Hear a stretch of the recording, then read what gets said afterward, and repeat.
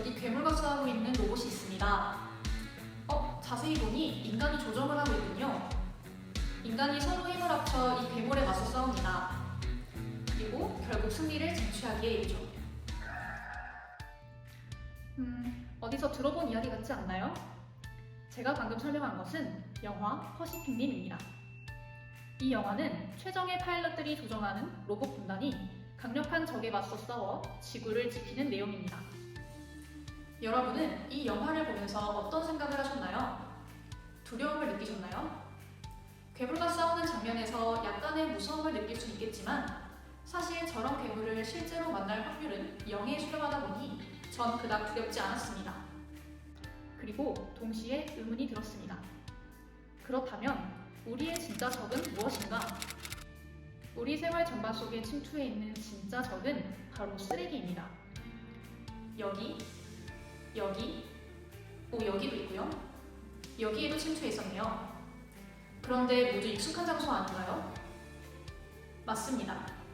이곳은 빌라, 이곳은 전남대학교 후문 정류장 근처, 이곳은 광주교대 기숙사, 이곳은 광주교대 뒤쪽에 위치한 풍영초등학교입니다. 이렇게 쓰레기는 우리 주변 구석구석에 자리를 잡고 우리를 괴롭히고 있습니다. 자, 한국환경공단에서 제공한 2019년 지역별 쓰레기 발생 현황을 살펴봅시다.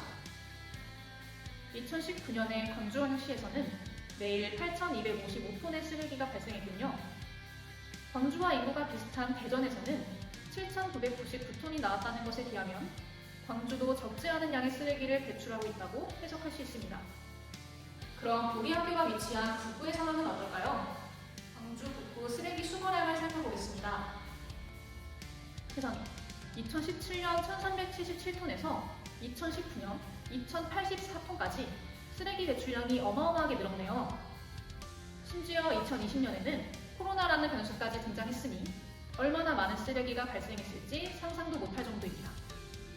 이런 상황이 지속되면 쓰레기 처리에 드는 시간과 비용은 날이 갈수록 늘어나겠죠. 그러나 여기서 더 중요한 것은 이 쓰레기가 지구온난화와 환경오염의 주범이라는 것입니다. 쓰레기를 소각하면 대기가 오염되고 쓰레기로 인한 악취와 먼지, 다이옥신 등의 유해물질은 대기오염과 토양오염의 원인이 되죠. 침출수에 의한 하천, 지하수의 수질오염과 중금속 등 독성물질에 의한 토양오염도 문제가 됩니다. 그리고 쓰레기를 매립하면 수질오염, 토양오염과 더불어 동식물의 서식지도 함께 파괴됩니다. 앞서 보았던 광주 북구 쓰레기 수거량 자료를 다시 한번 꺼내봅시다. 자, 북구의 쓰레기 매립량이 늘고 있다는 사실이 보이시나요? 이러한 결과는 우리가 경계해야 할 점입니다. 이제 머리 좀 식힐 겸 제가 여러분들에게 퀴즈를 내보겠습니다.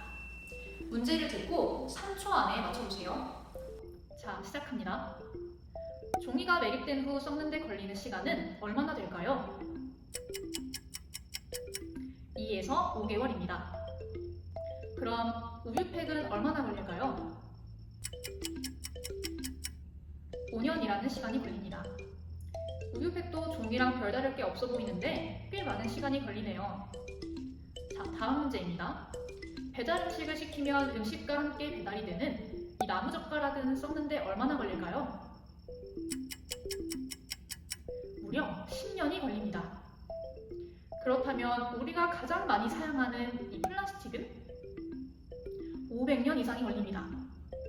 더욱이 코로나19로 인해 우리가 매일 쓰고 있는 마스크는 썩는데 무려 450년이 걸린다고 해요. 이제 우리의 진짜 적이 쓰레기인 이유를 아시겠나요? 쓰레기를 처리하는 것은 당장 우리가 해결해야 할 과제입니다. 이제 쓰레기 처리를 어떻게 할 것인가에 대해 논의해봅시다.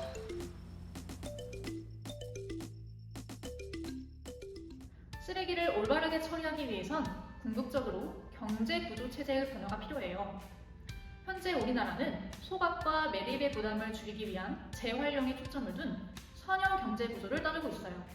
지금부터 생산자, 소비자, 지자체 등 쓰레기와 재활용을 둘러싼 이해관계자의 역할과 어려움에 비추어 선형 경제구조를 한번 살펴봅시다. 생산자, 즉 기업은 이윤 추구를 중요하게 여기기 때문에 친환경적 제품을 설계하고 생산하기보다는 원가 절감과 수익 창출을 위한 대량 생산에 좀 더 비중을 두고 있어요. 또한 소비자는 제품을 구매하긴 하지만 자신이 버린 폐기물이 어떤 과정을 거쳐 처리되는지까지는 알지 못하죠. 전체적으로 분리수거의 정도와 폐기물의 순도가 낮은 데다 선별 과정 역시 허술합니다.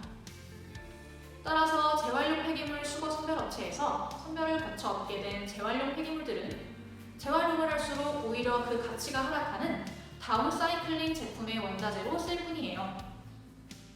그리고 이 모든 처리 프로세스를 총괄하는 지자체의 경우도 방대한 양의 쓰레기를 처리하는 데 드는 비용이 만만치 않다는 문제를 가지고 있습니다. 이와 더불어 많은 쓰레기가 어떻게 재활용되는지에 관한 데이터 확인도 어려운 상황이죠. 그래서 환경과 자원에 대한 관심이 커지고 있는 요즘, 쓰레기를 처리하는 데 있어 소각과 매립을 궁극적인 대안으로 보았던 선형 경제 구조에서 생산, 소비, 재활용, 재생산을 기본으로 삼는 순환 경제 구조로의 전환이 요구되고 있어요. 이러한 전환은 분리수거에 대한 사람들의 의식을 개선하고 관심을 제고시켜 분리배출을 제대로 하게 한다는 점에서 실질 재활용률의 향상을 이끌어낸다는 장점이 있어요. 또한 순환 경제 구조에서는 이해관계자들도 적극적으로 참여를 하게 되는데요. 생산자는 이윤을 추구하면서도 재활용이 용이하도록 제품의 재질, 디자인 등을 고려하여 친환경 제품을 생산하는 등 설계부터 생산에 이르기까지 재활용 문제의 적극적인 주체로 거듭나게 됩니다. 소비자들도 친환경 제품을 구매하고 재활용의 필요성을 명확하게 깨달아 쓰레기를 올바르게 분리배출하여 순환 경제 구조의 한 일원으로서 참여하게 된답니다. 재활용 폐기물 수거 선별업체는 이전과 달리 제대로 분리배출된 재활용 폐기물을 객관적이고 명확한 기준에 따라 다시 선별합니다. 이를 통해 가치와 품질이 확보된 재활용 폐기물을 얻게 되고 이것들은 재활용품 생산업체에서 업사이클링 제품의 원자재로 쓰여 양질의 제품으로 새롭게 태어나게 되죠. 지자체는 정확한 데이터와 확실한 프로세스를 확립하게 되고 재활용에 대한 시민의식과 분리수거율이 증가하여 실질 재활용률도 높일 수 있게 된답니다. 저희 그린토피아 팀은 사람들이 쓰레기를 잘 처리하고 있는지 알아보기 위해 6월 28일부터 7월 4일 총 7일간 전국의 10에서 50대 112명을 대상으로 환경 설문조사를 실시했어요. 개인이 쓰레기를 소각하거나 매립하진 않을 테니 쓰레기를 처리하는 방법 중 가장 대중적인 분리수거에 관한 질문을 하였고 자가진단에 의도한 답변을 받았죠. 응답자의 90% 이상이 분리수거의 중요성을 깨닫고 있었고 80% 가까이 스스로 분리수거를 잘 하고 있다고 답했어요. 이후 스스로 분리수거를 잘 하고 있는지 없는지 진단한 후에 그렇다라고 응답한 사람들에게는 분리수거를 하는 이유를 묻고 아니다라고 답한 사람들에게는 하지 않는 이유에 관해 물었는데요. 여기서 유의미한 답변을 얻을 수 있었습니다. 분리수거를 하는 이유로 상당수가 분리수거를 해야 한다고 교육을 받았기 때문이라고 답한 반면 하지 않는 이유로는 귀찮고 사는 곳의 분리수거 환경이 잘 조성되어 있지 않기 때문이다 라고 밝혔습니다. 여기서 퀴즈! 여러분, 분리배출의 4대 원칙을 알고 있나요? 바로 비운다, 헹군다, 분리한다, 섞지 않는다입니다. 하지만 설문조사 응답 결과를 살펴보니 이 4대 원칙이 잘 지켜지고 있지 않다는 것을 알 수 있었어요. 용기 안에 담겨있는 내용물을 깨끗이 비운 후 배출하냐는 물음에 26.8%가 아니다 라고 답했고 재활용품에 묻은 이물질이나 음식물을 헹궈서 배출하냐는 물음에 35.7%가 아니다. 특히 라벨, 뚜껑 등이 다른 재질일 경우 제거 후 배출하냐는 물음에는 무려 48.5%의 응답자가 아니라고 답변했죠.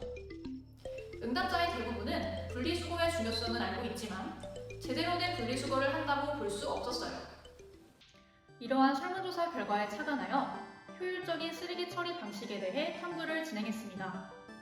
그리고 저희가 제안하는 첫 번째 방법은 제대로 된 분리수거 방법 홍보하기입니다. 보다 효과적인 홍보 방식을 고민하던 중 저희의 전공을 살려서 초등학생부터 성인까지 누구나 쉽고 재미있게 배울 수 있는 뉴 분리수거 교육안을 고안해냈습니다. 이는 저희 팀에서 직접 제작한 환경 아카이브 사이트에 업로드 되어 있답니다. 교육안은 크게 세 부분으로 구성되어 있습니다. 1, 2페이지에서는 쓰레기 처리 실계명과 분리배출 시 유의할 점을 배울 수 있습니다. 분리수거 방법도 배우고 귀여운 그림들도 함께 볼 수 있으니 꼭 사이트에 들어가서 확인해보세요.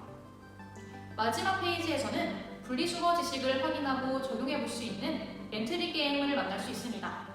정말 많은 쓰레기들이 있네요. 우리 이제 쓰레기들을 분리수거 해볼까요? 정답입니다. 유광종이는 일반 쓰레기입니다. 정답입니다. 정답입니다. 빨대는 플라스틱이 아닌 일반 쓰레기로 버려주세요. 정답입니다. 딱딱한 씨는 일반 쓰레기이지만 과일 껍질은 음식물 쓰레기입니다. 정답입니다. 전 세대가 쉽고 재밌게 실생활에 적용할 수 있도록 만들었으니 영상을 다 본 후에 바로 접속해보는 건 어떨까요? 쓰레기를 효율적으로 처리할 수 있는 두 번째 방법은 클린큐브 설치입니다. 아까 앞부분에서 본 전남대학교 후문 정류장 근처의 쓰레기 사진이 기억나나요?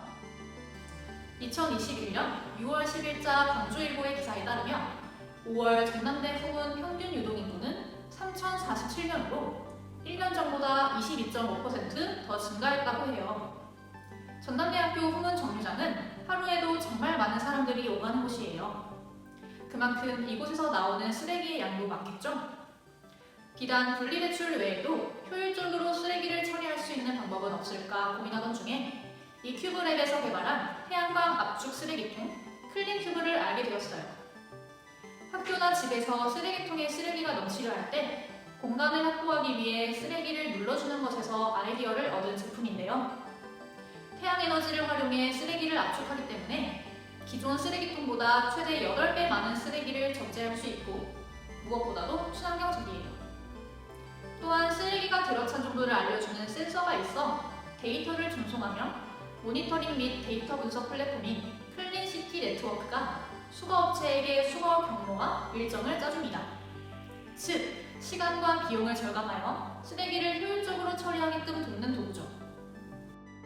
에버랜드에는 약 250여 대의 클린큐브가 설치되어 있는데 설치 이후 6개월 동안 쓰레기 범람이 일어난 적이 없고 쓰레기 관리 비용도 3분의 1로 감소했다고 합니다.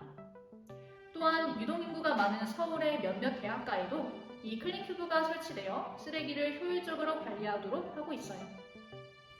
그래서 저희는 국민신문고 제한제도를 활용해 클린큐브의 사업성과 환경보호 등의 근거를 들어 전남대학교 후문 쪽에 클린큐브를 설치할 것을 광주 북구청에 건의했습니다. 현재는 답변을 기다리고 있는 상태랍니다. 그러나 광주 지역의 쓰레기 처리 실태가 마냥 나쁜 것만은 아니에요. 잘된 사례들도 무수히 많죠. 여러분, 혹시 슈퍼빈이라고 들어본 적 있나요? 슈퍼빈은 순환 자원을 넣으면 현금으로 보상해주는 인공지능 기반의 순환 자원 자동 수거 기기인데요. 쓰레기 문제를 해결하는 가장 좋은 방법은 사람들에게 쓰레기가 쓸모없는 것이 아니라 그 이상의 가치가 있는 것임을 알리고 지속적으로 경험시켜주는 것이라는 신념 아래 제작되었다고 해요. 광주광역시 내 슈퍼빈의 위치는 다음과 같습니다. 쓰레기는 다른 소재로 재탄생할 수 있는 중요한 자원이자 우리가 책임지고 해결해야 할 소비의 부산물이에요. 자원 회수 로봇을 통해 선별된 재활용 폐기물은 업사이클링 과정을 통해 높은 가치를 갖게 되죠. 올바른 분리수거 및 재활용 활동에 참여하는 소비자들에겐 인센티브를 부여함으로써 쓰레기는 돈, 재활용은 놀이라는 경험을 제공합니다. 따라서 우리는 슈퍼빈을 통해 쓰레기가 돈도 되지만 문화도, 놀이도 될 수 있는, 즉 가치 있는 것임을 알 수 있어요. 더욱이 슈퍼빈은 소비, 선별수거, 재활용 이 과정을 운영하는데요. 이러한 과정은 생산물이 소비, 폐기되는 선형 경제 구조에서 벗어나 생산, 소비, 재활용, 재생산되는 순환 경제 구조로 변화하도록 돕고 이를 통해 재활용품의 가치가 높아지는 업사이클링이 이루어지도록 해요. 우리가 살고 있는 이곳 광주경시는 지속 가능한 자원 순환 사회를 만들기 위해 노력하고 있어요. 쓰고 버리는 자원을 최소한으로 줄이고 발생된 폐기물은 순환 이용하는 방식을 통해 환경 보전과 경제 등 두 마리 토끼를 다 잡는 지속 가능한 자원 순환 사회를 만들고자 하는 것인데요. 첫 번째로 2021년 6월부터 12월까지 공공주택과 단독주택에 자원관리 도우미를 배치하여 재활용품의 품질을 개선하려 해요. 도우미들은 올바른 분리배출 방법을 안내하고 재활용품을 사전 선별함은 물론 투명 페트병 라벨이나 종이 상자 테이프의 분리를 유도해 자원 재활용품을 고품질화하는 활동을 수행한답니다. 두 번째로 동구 산수동, 지산동, 지원동, 북구 용봉동을 자원순환마을로 지정하고 지역 주민이 주체적으로 나서 불법 투기를 근절하고 올바른 재활용 분리배출을 하게끔 유도하고자 해요. 이들 지역은 대학가, 원룸 밀집 지역으로 거주민의 거주 기간이 짧고 일부 주민의식 부족으로 불법 투기가 성행하고 이물질이 섞인 재활용이 배출되고 있어요. 이번 지정으로 문전수거에서 거점수거로 전환하는 재활용 동네 마당을 설치하고 마을협의체 등 관리자를 지정 및 운영하게 될 것이랍니다. 광주광역시는 2020년에 10곳, 2021년에 현재까지 광산구의 첨단 2동을 포함해 5곳의 재활용 동네 마당을 설치했고 연말까지 14곳을 추가로 더 설치할 계획이라고 해요. 세 번째로 미래 세대인 초, 중, 고등학생의 올바른 분리배출 및 탄소 중립 생활 실천의식 함양을 위해 자원 재활용 활성화 및 음식물 쓰레기 줄이기 교육 사업을 시행하고 있습니다. 교육은 3월에 처음 시작됐고 12월까지 국제기후환경센터 전문 강사단이 294학급을 방문해 실시할 예정이라고 해요. 이처럼 광주광역시에서 폐기물의 발생을 줄이고 발생된 폐기물들은 적정하게 재활용하여 환경 친화적인 지속 가능한 자원 순환 사회를 만들고자 노력하고 있습니다. 시민들도 많은 관심과 적극적인 참여로 현재 세대와 미래 세대의 공존을 위해 노력하면 참 좋을 것 같네요. 앞에서 계속 업사이클링에 관해 말했었는데요. 재활용을 뜻하는 리사이클링은 알겠는데 업사이클링이 뭔진 계속 궁금해하셨을 것 같아요. 업사이클링은 업그레이드와 리사이클링의 합성으로 폐자원을 재활용하는 단계에서 더 나아가 새로운 아이디어와 디자인을 가미해 새로운 가치를 부여한 제품으로 재탄생시키는 것을 의미해요. 재활용 중에는 공간의 정체성을 살리면서 새로운 공간으로 탄생시키는 공간 업사이클링도 있는데요. 우리는 공간 업사이클링의 대표적인 예시를 양림동의 펭귄 마을에서 찾아볼 수 있어요. 공간 업사이클링의 핵심은 단순히 낡은 건물을 보수하는 것이 아니라 장소에 머물렀던 역사와 이야기를 새로운 가치로 탄생시키는 것이에요.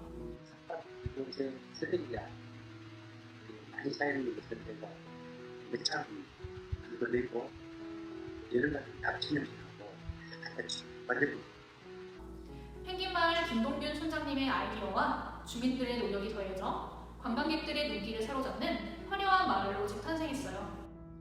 뒤뚱뒤뚱 걷는 마을 주민의 모습이 펭귄과 닮았다는 의미에서 이름 붙여진 펭귄마을을 둘러보면 폐자원을 활용한 이색적인 작품들을 곳곳에서 만나볼 수 있답니다. 쓰레기와 파리가 들끓었던 골칫덩어리 공간이 예술과 만나 새로운 명소로 재탄생한 펭귄마을. 누군가에게 버려진 물건들이 펭귄마을에서는 새로운 생명력을 뽐내는 작품으로 태어난 모습에서 업사이클링이 주는 매력을 느낄 수 있을 거예요. 오래된 공간을 재활용한 양림동의 펭귄마을에서 미래가 지향해야 할 말을 엿볼 수도 있는 것 같아요. 재개발해서 번듯한 건물을 세우는 것만이 정답은 아니라는 교훈을 주기도 하죠. 주말을 활용해 펭귄마을을 방문해보는 건 어떤가요?